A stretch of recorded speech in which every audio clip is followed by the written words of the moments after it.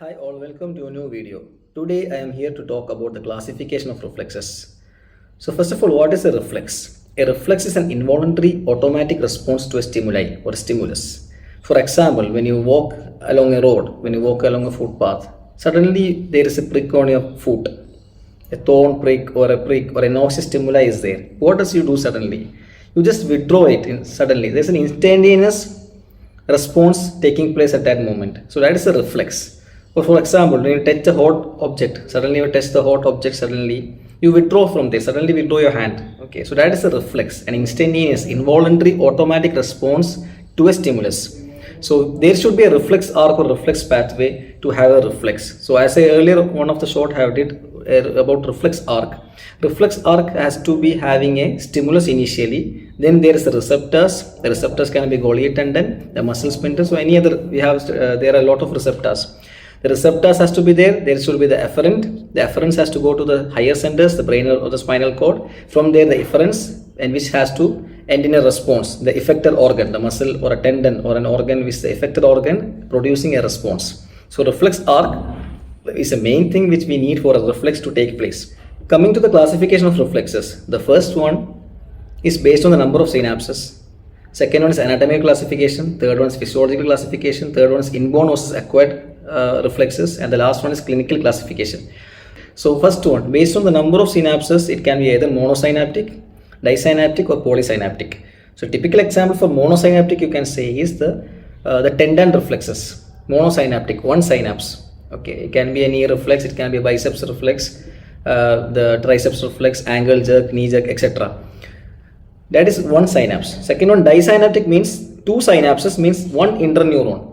Polysynaptic reflex means presence of more number of synapses and presence of more than one interneuron. Two interneurons, three interneurons, more number of synapses. For example, withdrawal reflex. When you walk along a footpath or a road, suddenly you have a prick on your foot. What you do? Suddenly you just withdraw your limb. There's a flexion of the lower limb suddenly. That's a withdrawal reflex.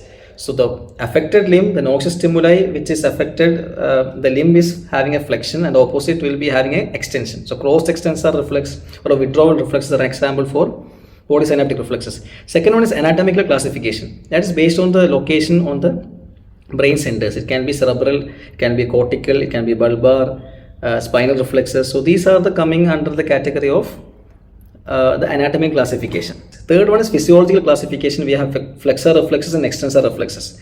Again, flexion of a limb or extension of a limb, which again it can be same examples. A knee jerk, what happens? Extension of knee is happening. Biceps, flexion of the forearm, extension of the forearm in triceps. So one by one, plantar flexion, the ankle jerk. So these all comes in the classification, physiological classification. So the fourth one, next to classification is the inborn versus acquired. Inborn means it is unconditional. For example, a baby, a newborn baby, whatever object you put on your mouth, it starts suckling.